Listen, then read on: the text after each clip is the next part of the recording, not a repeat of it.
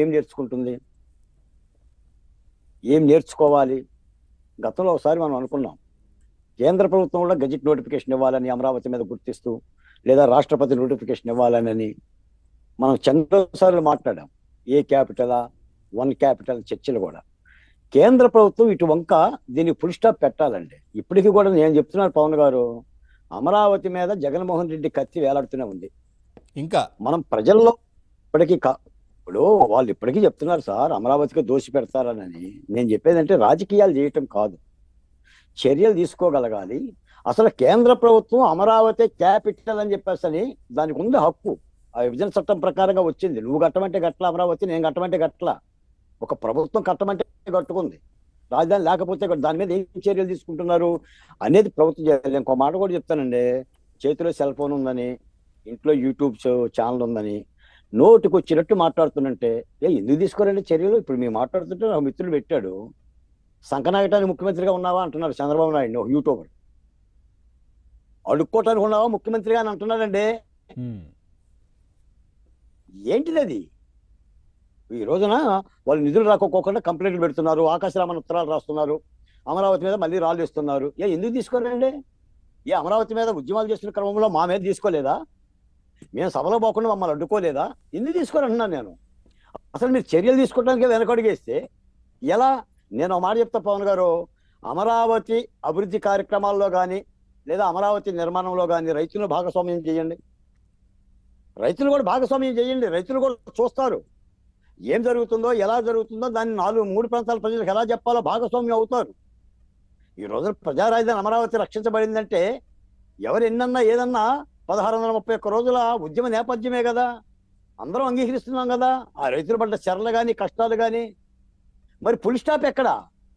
ఇప్పటికీ అవే నిందలు కదా. మేము డిబేట్లో పోతున్నాం. గతంలో రోజా గారు మాట్లాడితే అమరావతి ఇడ్లీ పాత్ర అనేది, గ్రాఫిక్స్ అనేది, అంటే వీళ్ళు రాజధాని శ్మశానం అంటారు, రాజధానిలోనే క్యాబినెట్ పెడతారు. రాజధాని ఎడారంటారు, అసెంబ్లీ సమావేశాలు నిర్వహిస్తారు. రాజధాని కమ్మలదంటారు, జగన్మోహన్ రెడ్డి గారు అక్కడే ఉంటాడు. మరి ఇంత పచ్చి దుష్ప్రచారానికి ఏదైనా చర్యలు ఉండాలి కదా. ఎంతసేపు అని మాట్లాడతాం? అది ఒక ప్రాంతం కదా. ఇప్పుడు అన్ని ప్రాంతాల్లో అభివృద్ధి జరుగుతుంది.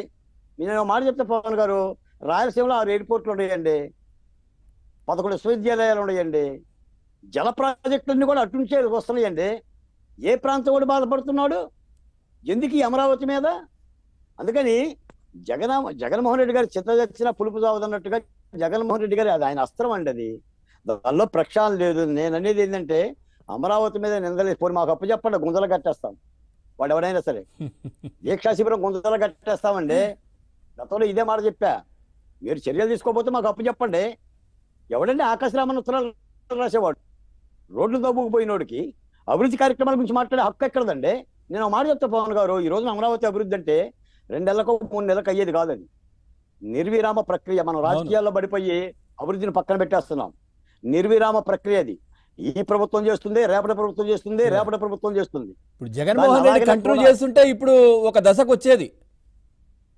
ఆయన కంటిన్యూషన్ చేసినా చెయ్యకపోయినా అమరావతి బతుకుంటే ఎవడో నీలాంటోడు నాలాంటోడు నీళ్లు పోతాడండి. పాలకుడికి ఆ చిత్తశుద్ధి ఉండాలండి. నువ్వు మొక్కలను నాశనం చేసే విధంగా, నువ్వు ప్రాంతాలను నాశనం చేసే విధంగా ఉంటే మనం చేసేదే ఉంది. ఇప్పుడు నేను చెప్తున్నా, సాగర్ గారిని అడుగుతున్నా, 8 లక్షల కోట్ల రూపాయలు జగన్మోహన్ రెడ్డి గారు తిన్నాడని చెప్పిండు. 8 లక్షల కోట్లు మరి ఏం చేస్తారు? ఏం చేస్తారు సాగర్ గారు? ఉండయా చర్యలు? వాళ్ళే టీవీ డిబేట్లో ఛాలెంజ్ చేస్తున్నారు. ఇవాళ పెద్దిరెడ్డి రామచంద్రారెడ్డిది కూడా ఏం చేస్తారు చేసుకోండి అయ్యా అంటున్నారు వాళ్ళు. మనం చూస్తూ ఉన్నాం. మరి వాళ్ళ పరిపాలన కాలంలో తెలుగుదేశం వాళ్ళని కానీ, భారతీయ జనతా పార్టీ వాళ్ళని కానీ, జనసేన ఎవరిని వదల రహదారుల మీదే బండబెట్టారు. మా సంగతి వేరే. నేను చెప్పినా కొద్దిగా కన్నీళ్ళు తప్ప ఏం రావు అమరావతి మహిళల గురించి. చర్యలు తీసుకోవాలి కదా అంటున్నా. ఏంటంటే ఒక్కొక్కడు ముఖ్యమంత్రి మాట్లాడే విధానం ఏంటండి? ఆ పేపర్ ఏంటి? ఆ రోతపత్రిక ఏంటి? వాళ్ళు మాట్లాడే విధానం ఏంటి? మరి ఈ రోజున వాళ్ళు చెప్పే ఈ ఆకాశరామన్ ఉత్తరాలు నమ్మేసేసి ఆ ప్రపంచ బ్యాంకు ఇంకోటో నిధులు ఇవ్వడానికి ఆగిందనుకోండి, నష్టం ఏంటి? గతంలో కూడా ఇదే చేశారు కదా. మీకు అమరావతి ఆలస్యంగా నిర్మాణ పనులు జరగడానికి వీళ్ళు చేసిన కేసులే కదా. ఆల రామకృష్ణారెడ్డి కానీ, అయోధ్య రెడ్డి గారి, వీళ్ళందరూ చేసిన పనులు ఇదే కదండి. అంటే నేను అనేది ఏంటంటే అమరావతి అనే ఒక రాజధానిని అది ఉమ్మడి రాజధానిగా భావించే విధంగా ప్రభుత్వం ఏదన్నా ఒక సాంస్కృతిక ఎజెండాని తీసుకోవాలండి. రైతులను భాగస్వామ్యం చేయాలి. రైట్. నేను మళ్ళీ చెప్తున్నాను, అమరావతిలో అన్ని కులాలు ఉన్నాయన్న విషయాన్ని రాష్ట్ర ప్రజలకు తెలియజేయాలి.